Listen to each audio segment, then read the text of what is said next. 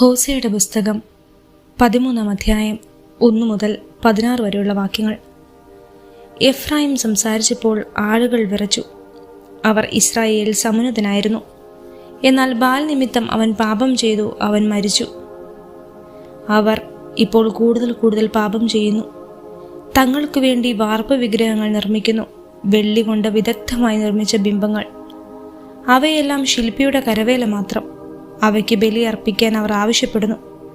മനുഷ്യർ കാളക്കുട്ടികളെ ചുംബിക്കുന്നു. അതുകൊണ്ട് അവർ പ്രഭാതത്തിലെ മൂടൽ മഞ്ഞുപോലെയോ മെതിക്കളത്തിൽ നിന്ന് പറത്തിക്കളയുന്ന പതിര് പോലെയോ പുകക്കുഴലിൽ നിന്ന് ഉയർന്ന പുക പോലെയോ ആയിത്തീരും. നീ ഈജിപ്ത് ദേശത്തായിരുന്ന നാൾ മുതൽ നിന്റെ ദൈവമായ കർത്താവ് ഞാനാണ്. എന്നെ അല്ലാതെ മറ്റൊരു ദൈവത്തെ നീ അറിയുന്നില്ല. ഞാനല്ലാതെ മറ്റൊരു രക്ഷകനില്ല.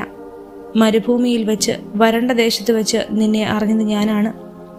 എന്നാൽ അവർ ഭക്ഷിച്ച് തൃപ്തിയായപ്പോൾ അവരുടെ ഹൃദയം അഹങ്കരിക്കുകയും അവർ എന്നെ വിസ്മരിക്കുകയും ചെയ്തു.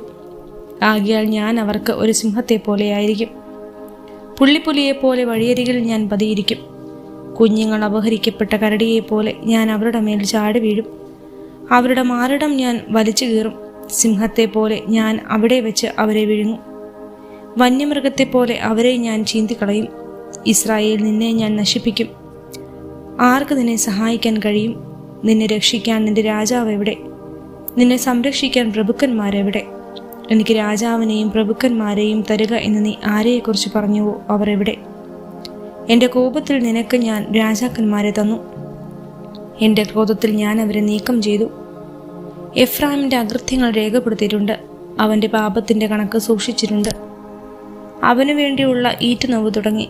പക്ഷേ അവൻ ബുദ്ധിഹീനനായ ശിശുവാണെന്ന് തെളിയിച്ചു. അവൻ യഥാസമയം പുറത്തേക്ക് വരുന്നില്ല. പാതാളത്തിൻ്റെ പിടിയിൽ നിന്ന് ഞാൻ അവരെ വിടുവിക്കുമോ? മരണത്തിൽ നിന്ന് ഞാൻ അവർക്ക് മോചനമരുളുകയോ? മരണമേ, നിന്റെ മഹാമാരികൾ എവിടെ? പാതാളമേ, നിന്റെ സംഹാരം എവിടെ? അനുകമ്പ എൻ്റെ കണ്ണിൽ നിന്ന് അപ്രത്യക്ഷമായിരിക്കുന്നു. ഞാങ്ങണ പോലെ അവൻ തഴച്ചു വളർന്നാലും കിഴക്കൻ കാറ്റ്, കർത്താവിൻ്റെ കാറ്റ് മരുഭൂമിയിൽ നിന്ന് ഉയർന്നു വരും. അവൻ്റെ നീരുറവ വറ്റിപ്പോകും. അവൻ്റെ അരുവി വരണ്ടു പോകും. അതവൻ്റെ ഭണ്ഡാരത്തിൽ വിലപിടിപ്പുള്ളതെല്ലാം കവർന്നെടുക്കും. സമരിയ തൻ്റെ തെറ്റിന് ശിക്ഷയേൽക്കണം. അവൾ തൻ്റെ ദൈവത്തെ ധിക്കരിച്ചു. അവർ വാളിനിരയാകും. അവരുടെ കുഞ്ഞുങ്ങളെ നിലത്തടിച്ചു കൊല്ലും. അവരുടെ ഗർഭിണികളെ കുത്തിപ്പിളരും. ഹോസിയയുടെ പുസ്തകം 14-ാം അധ്യായം 1 മുതൽ 9 വരെയുള്ള വാക്യങ്ങൾ. ഇസ്രായേൽ, നിന്റെ ദൈവമായ കർത്താവിലേക്ക് തിരിച്ചു വരിക. നിന്റെ അകൃത്യങ്ങൾ മൂലമാണ് നിനക്ക് കാലിടരുത്. കുറ്റം ഏറ്റുപറഞ്ഞ് കർത്താവിൻ്റെ അടുക്കലേക്ക് തിരിച്ചു വരിക. അവിടുത്തോട് പറയുക, അകൃത്യങ്ങൾ അകറ്റണമേ. നന്മയായത് അവിടുന്ന് സ്വീകരിച്ചാലും ഞങ്ങളുടെ അധരഫലങ്ങൾ ഞങ്ങൾ അർപ്പിക്കും. അസിറിയായിക്ക് ഞങ്ങളെ രക്ഷിക്കാനാവുകയില്ല. സവാരി ചെയ്യാൻ ഞങ്ങൾ കുതിരകളെ തേടുകയില്ല. ഞങ്ങളുടെ കരവേലകളെ ഞങ്ങളുടെ ദൈവമേ എന്ന് ഒരിക്കലും വിളിക്കുകയില്ല. അനാഥർ അങ്ങയിൽ കാരുണ്യം കണ്ടെത്തുന്നു. ഞാൻ അവരുടെ അവിശ്വസ്തയുടെ മുറിവുണക്കും. ഞാൻ അവരുടെ മേൽ സ്നേഹം ചൊരിയും, കാരണം അവരോടുള്ള എൻ്റെ കോപം അകന്നിരിക്കുന്നു. ഇസ്രായേലിന് ഞാൻ തുഷാരബിന്ദുവ പോലെയായിരിക്കും. ലില്ലി പോലെ അവൻ പുഷ്പിക്കും. ഇലവ് പോലെ അവൻ വേരുറപ്പിക്കും. അവൻ്റെ ശാഖകൾ പടർന്നു പന്തലിക്കും.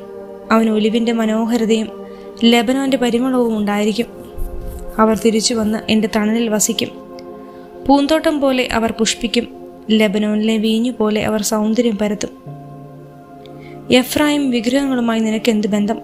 നിനക്കുത്തരമരുളുന്നതും നിന്നെ സംരക്ഷിക്കുന്നതും ഞാനാണ്. നിത്യഹരിതമായ സരളമരം പോലെയാണ് ഞാൻ. നിനക്ക് ഫലം തരുന്നത് ഞാനാണ്. ജ്ഞാനമുള്ളവൻ ഇക്കാര്യങ്ങൾ മനസ്സിലാക്കട്ടെ. വിവേകമുള്ളവൻ ഇക്കാര്യങ്ങൾ അറിയട്ടെ. കർത്താവിൻ്റെ വഴികൾ ഋജുവാണ്. നീതിമാന്മാർ അതിലൂടെ ചരിക്കുന്നു. പാപികൾ അവയിൽ കാലിടറി വീഴുന്നു.